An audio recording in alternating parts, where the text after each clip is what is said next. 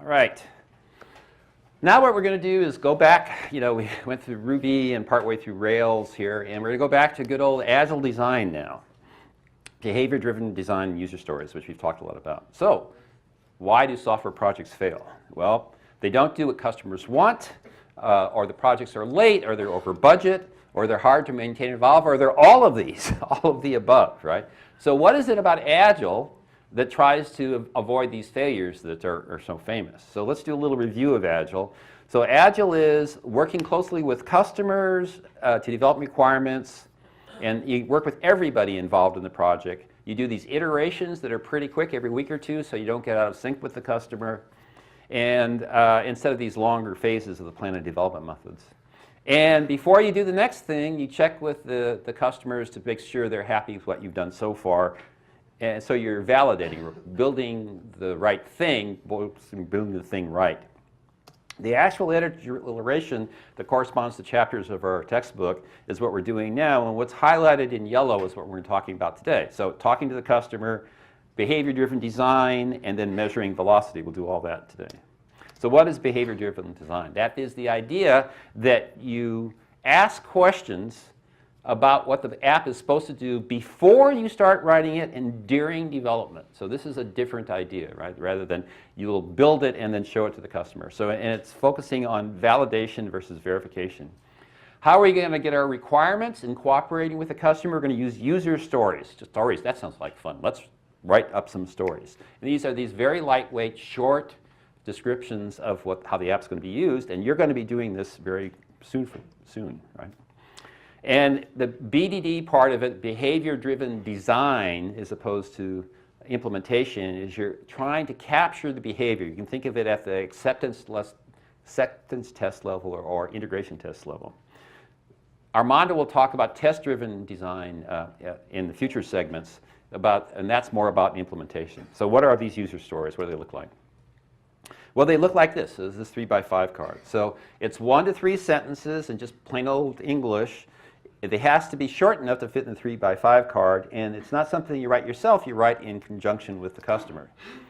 It comes from a startup company called Connextra. They came up with this format, which is the feature name, which is at the top, and then this 3-part sequence that as and the type of stakeholder, like in this case, I'm a movie fan, but it could have been the box office operator. So as a kind of stakeholder, so that I can achieve some goal, in this case so that I can share the movie with other fans, I want to do some tasks. So I want to add a movie to the Rotten Potatoes database. So the 3 phases can be there, and they can be in any order according to this Connextra company. And basically, what you're meeting with the customer and agreeing with these 3x5 cards is coming up with the acceptance test before you write any code. So where do these 3x5 cards come from? They came from the user interface community, and the user interface community does a lot of work with dealing with people. And what they found was 3x5 cards, how can 3x5 cards be threatening, right? Anybody can deal with 3x5 cards.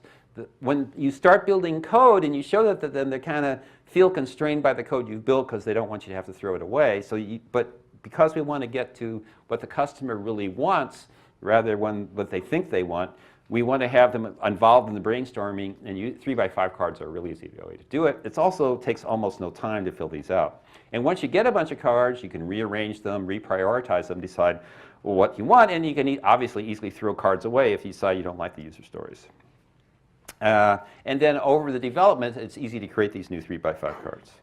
Now, what you write depending on which kind of stakeholder you are. So this is 2 descriptions of the same feature, and which we'll talk about a lot, which is a theater-going application, which is Armando worked on his community theater group. So see which of my friends are going to a show. So as a theater goer, so that I can enjoy the show with my friends, I want to see which of my Facebook friends are giving a show. So from the patron's perspective, as a box office manager, so that I can induce the patron to buy a ticket, I want to show her which of her Facebook friends are going to the show. So there's 2 different perspectives with 2 different goals. Okay, so that's user stories. Now, real user stories have hundreds of these stories. So many, it's easy to fill out 3x5 cards to come up with potential things that you want to do, a lot easier to do that than to build these things.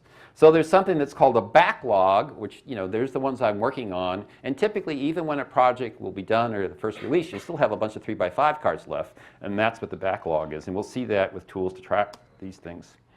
You put these things in order in the backlog as well, so that when you get some time, you'll take them out of the backlog and work on them. So as you do an iteration, you'll be picking things out of the backlog in priority order. And you can even organize these user stories together, so you can say this is going to be the next release, these stories. Now, another thing related to user stories that's been useful in these programmer teams is what's called a spike. And what a spike is not a user story, not something that the customer wanted you to do, but something you need to do for a project. So what a spike is this quick investigation into something that's a problem for the project. It's not a feature exactly that the customer asked for. So we're going to do recommendation algorithms, like Amazon has recommendation algorithms. If you like this book, you like that one. Someone has to go learn more about recommendation algorithms. So you put that spike there on the list of to-do things. And even if you build some code to try and figure out the algorithms, that you're not part of the code development process. You're just doing some exploratory investigation, and you just throw this stuff away when it's ready to go ahead. Okay, so that's user stories.